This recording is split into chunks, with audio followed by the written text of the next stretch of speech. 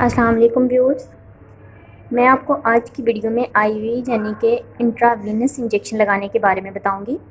जैसा कि पहली वीडियो में मैंने आपको आईएम इंजेक्शन लगाना बताया, इसी तरह आज की वीडियो में आईवी या इंट्रावीनस इंजेक्शन लगाने के बारे में बताऊंगी। तो ऐसे तमाम लोग जो आईवी इंजेक्शन घर पे लगाना चाहते हैं या वो किसी ना किसी तरह लिंक्ड है किसी मेडिकल फील्ड में, लेकिन उन्होंने प्रैक्टिकल नहीं किया हुआ, they want to learn about inject IV injections. तो आई होप कि ये वीडियो देखने के बाद they will learn about that. जी तो व्यूज़, उसके लिए आपके पास होना चाहिए एक पेन किलर या कोई भी ऐसा इंजेक्शन जो आप देना चाह रहे हैं पेशेंट को। तो अगर आपके पास कोई पेन किलर है आप देना चाह रहे हैं तो उसके लिए बेस्ट प्रोसीजर ये है कि आप उसके साथ मैक्सिलोन या ग्रेविनेट भी मिक्स करें, क्योंकि मोस्टली जो पेन किलर्स हैं वो नोज़िया और वॉमिटिंग करते हैं पेशेंट्स में। इसलिए उससे प्रिवेंट करने के लिए हम पहले उसमें ग्रेविनेट या मैक्सिलोन जो भी इंजेक्शन हमारे पास अवेलेबल है हम वो इंजेक्शन पेन किलर जो भी हमारे पास होता है उसमें मिक्स कर लेते हैं।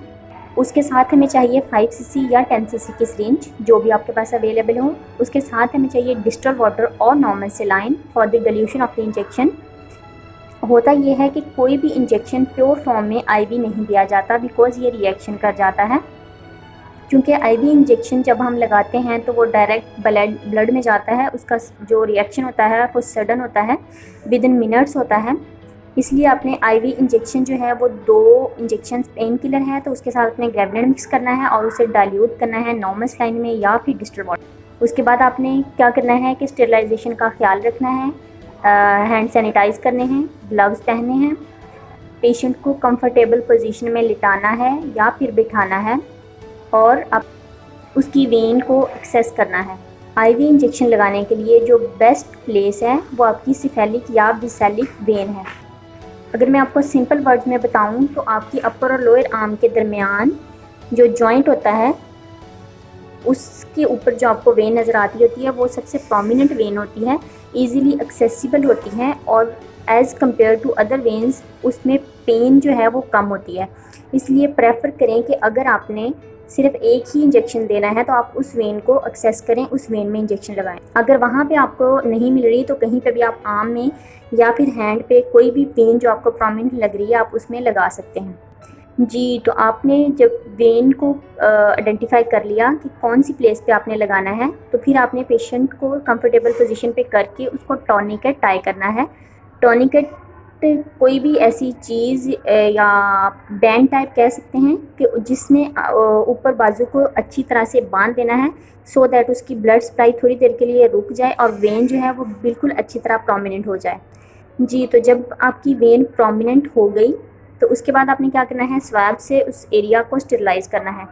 उस एरिया को स्वैब करते हुए आपने इस बात का ख्याल रखना है, बहुत सारे लोग जो मैंने अपनी प्रैक्टिकल लाइफ में देखे हैं वो गलती ये करते हैं कि एक ही स्वैब लिया, उसे 2-3 दफ़ा उसी प्लेस पे रब कर दिया। तो ये गलती आपने नहीं करनी, क्योंकि जब आप एक ही स्वैब को उसी के एक जगह के ऊपर बार बार घुमाते हो, इट मीन्स कि आप स्टरलाइज उस जगह को नहीं कर रहे, डिसइंफेक्ट नहीं कर रहे, इनफैक्ट आप उसी को और इन्फेक्टेड कर रहे हो, आप जर्म्स को हटा रहे हो। जब आप दोबारा से उसी स्वैब इन्फेक्टेड स्वैब को दोबारा इंजेक्शन लगाने वाली साइट पर लेके आते हो तो वह दोबारा से वहीं पे जर्म्स लग जाते हैं। तो आपने इस बात का ख्याल रखना है कि वो एक आपने स्वैब लेना है, उसको स्टार्ट करके सर्कुलर मूवमेंट में लेके बाहर की तरफ जाना है और उसको डिस्कार्ड कर देना है।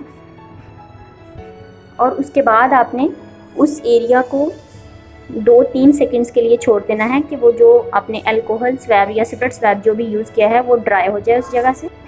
एरिया ड्राई होने के बाद आपने उस वेन को प्रिक करना है सिरिंज के साथ। अपनी कोशिश करनी है कि सिरिंज छोटी बारीक हो या छोटी गेज की हो। अगर आपके पास 10 cc अवेलेबल है, आपके पास इंजेक्शन ऐसा है जो उस पेशेंट को रिएक्शन कर जाता है, इसलिए आपको ज़रूरत थी कि आपने डाइल्यूशन उसकी 10 cc में की, तो कोशिश करें कि उसकी आगे नीडल जो है वो चेंज कर लें, वो 3 cc वाली या 5 cc वाली लगा लें।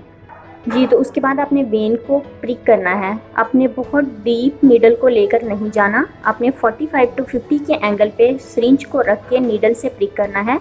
जब नीडल वेन को प्रिक करती है तो विद इन सेकेंड्स जो नीडल के अंदर ब्लड आ जाता है, जो कि आप ऊपर से ही देख सकते हैं कि आपकी नीडल ने वेन को प्रिक कर लिया।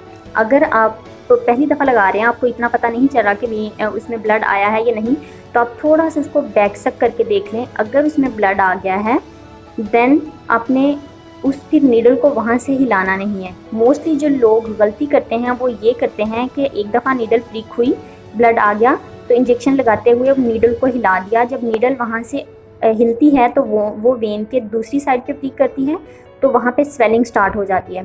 तो आपने एक दफ़ा जब नीडल प्रिक कर दी वेन को प्रिक कर लिया, उसमें ब्लड आ गया, तो आपने नीडल को वहीं पे फिक्स कर लेना है, उसे मूव नहीं होने देना जी। और फिर इसी तरह आपने स्लोली आपके पास 10 सीसी या 5 सीसी जितना भी इंजेक्शन है, आपने वो आहिस्ता आहिस्ता इंजेक्ट कर देना है।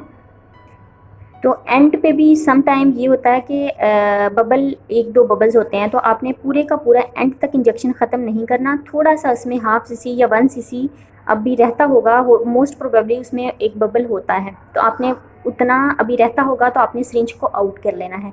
सिरिंज की नीडल को आउट करते हुए भी ये ध्यान रखना है आपने कि जब आप नीडल को आउट कर रहे होते हैं तो आप सम लोग ऐसे करते हैं कि नीडल के ऊपर ही स्वैब रख के उसे प्रेस कर देते हैं और नीडल को खींच लेते हैं, जो कि पेशेंट्स के लिए बहुत ज़्यादा पेनफुल होता है। आपने ऐसा नहीं करना, आपने नीडल को निकालना है और अपने लेफ़्ट हैंड में एक स्वैब को जो डिसइंफेक्टेड नहीं है, नीड स्वैब को अपने हाथ में रखना है। जैसे ही नीडल आउट हुई आपने फ़ौरन जहाँ पर किया था वहाँ पर रख के उसे प्रेस कर देना है जी। उसे थोड़ी देर आपने प्रेस किए रखना है। उसके वो 2-3 मिनट के बाद खुद ही वो नेचुरल प्रोसेस से क्लॉट होता है और वो बंद हो जाता है ब्लड वहाँ से निकलना जी। तो व्यूअर्स, आई होप कि आपको काफ़ी हद तक आइडिया हो गया होगा। जो 3-4 चीज़ों को आपने ध्यान में रखना है आईवी इंजेक्शन देते हुए। एक तो बबल नहीं जाना चाहिए, दूसरा नीडल जब आप प्रिक कर लो तो उसका डबल प्रिक अंदर जाके नहीं होना चाहिए, तीसरा ये कि आपने जब उसे निकालना है तो नीडल निकालने के बाद स्वैब रख के उसे ज़ोर से प्रेस करना है, सो दैट जो वेन प्रिक हुई है वहाँ से जो ब्लीडिंग हो रही है वो वहाँ पे स्वेलिंग ना करे। जब उसे ज़ोर से प्रेस करके रखेंगे